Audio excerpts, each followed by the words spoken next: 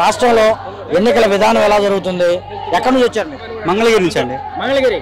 ఏంటి లోకేష్ ఎలా ఉండబోతుంది? లోకేష్ గారు ఏం లేదండి, జనాల్లో అసలు అయితే రావట్లేదు. ఆయన ఏదో రచ్చబండి అని పెట్టి 20 మందిని పెట్టుకొని మాట్లాడుకుంటున్నారు తప్ప జనాల్లోకి వచ్చి గడప గడప తిరగాలండి. చేయలేరండి, కష్టపడలేదు వాళ్ళు, కష్టపడలేరు వాళ్ళు. ఇక్కడ కష్టపడినోడు నిన్న తమిళనాడు వెళ్ళి అక్కడ ఎన్నికల ప్రచారం సభ చేసి వచ్చాడు, మీటింగ్. ఏదో అంటారు ఇంటికి వెళ్ళి రచ్చగలవాలంటారు, అది లేదు వాళ్ళకి. ముందు ఆయనే గెలవనోడు మరి తమిళనాడు పోయి బీజేపీ తరఫున ప్రచారం చేశాడు. అసలు ఇవన్నీ వేస్ట్ అండి, అవన్నీ వాళ్ళు చేసేవన్నీ అసలు అనవసరమైన పనులు అవన్నీ. ముందు మనం చాలా సేవా కార్యక్రమాలు చేశాను, ఓడిపోయిన తర్వాత లోకేష్ చెప్పుకున్నాడు.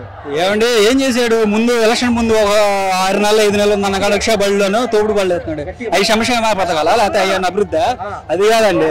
ముందు చేనేత కార్మికులకి ఏంది వాళ్ళ సమస్యలు తెలుసుకోవాలి, వాళ్ళ మగ్గం దగ్గరికి వెళ్ళి కూర్చొని మాట్లాడాలి. అసలు ఏంది దాని గురించి తెలిస్తేనే కదా వీళ్ళకి మన వీళ్ళు లోకల్ ఉండే వాళ్ళు అయితే పక్కన వాళ్ళ సమస్యలు ఏం తెలిసిద్ది. ఆయన ఎక్కడి నుంచి వచ్చేసా నీ సమస్య ఏంది అని రచన. ఈసారి తెలుగుదేశం వాళ్ళు డబ్బులు నీళ్ల ప్రాయంగా ఖర్చు పెట్టి గెలుస్తామని చెప్తున్నట్టు డబ్బుతో అన్ని కుదరవండి, డబ్బుతో రాజకీయం చేయలేరు.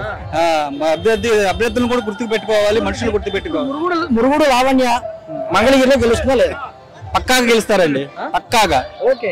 ఇప్పుడు గుంటూరు జిల్లా ఉందన్న, గుంటూరు పార్లమెంట్ ఉంది, విమర్శాని ఎన్ఆర్ఐ ఉన్నాడు, డబ్బులు ఫుల్ ఉన్నాయంట. ఏంటి పరిస్థితి మరి?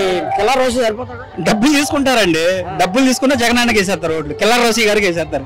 ఎందుకంటే సంక్షేమ పథకాలు కానీ, వాలంటరీ వ్యవస్థ కానీ, పెన్షన్ కానివ్వండి, పెన్షన్ పెంపు కానివ్వండి, 18,500 కానీ, 45 సంవత్సరాలకు కానీ, ఇలా సంక్షేమ స్కూల్ పిల్లలకు కానీ, అమ్మ నాడు నేడు కానీ, ఈ సంక్షేమ పథకాలను చూసి జనాలందరికీ జగనన్నే కావాలని కోరుకుంటున్నారు.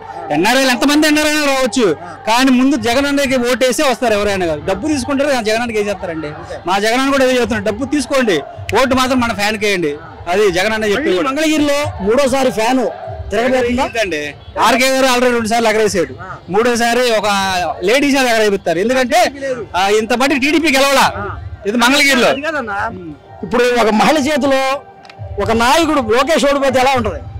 ఒక్కళ్ళే కదండి, పవన్ కళ్యాణ్ గారి చేత లేడీని వదిలేరు, బాలకృష్ణ గారి మీద ఆయన మీద కూడా లేడీని వదిలేరు, ఇప్పుడు లోకేష్ మీద కూడా లేడీని వదిలేరు. ఎందుకంటే ఆడవాళ్ళ చేత కొట్టించేస్తారండి జగన్మోహన్ రెడ్డి గారు టార్గెట్ అది.